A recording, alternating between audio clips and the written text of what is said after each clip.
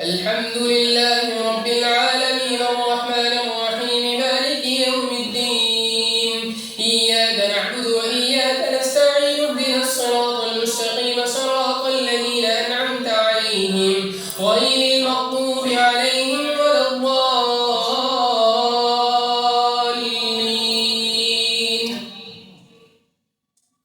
لن تنالوا البر حتى تنفقوا مما تحبون وما تنفقوا من شيء فإن الله به عليم كل الطعام كان حلا لبني إسرائيل إلا ما حرم إسرائيل على نفسه من قبل أن تنزل التوراة قل فأتوا بالتوراة فاتلوها إن كنتم صادقين فمن افترى على الله الكذب من بعد ذلك فأولئك هم الظالمون قل صدق الله فاتبعوا ملة إبراهيم حنيفا وما كان من المشركين إن أول بيت وضع للناس للذي ببكة مباركا وهدى للعالمين فيه آيات بينات مقام إبراهيم ومن دخله كان آمنا ولله على الناس حج البيت من استطاع إليه سبيلا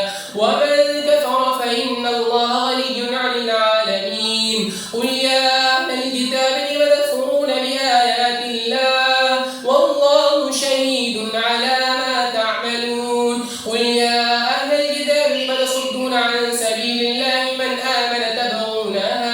من آمن تبغونها عوجا وأنتم شهداء وما الله بغافل عما تعملون يا أيها الذين آمنوا إن تطيعوا فريقا من الذين أوتوا الكتاب يردوكم بعد إيمانكم كافرين وكيف تكفرون وأنتم تتلى عليكم آيات الله وفيكم رسوله ومن يعتصم بالله فقد هدي إلى صراط مستقيم يا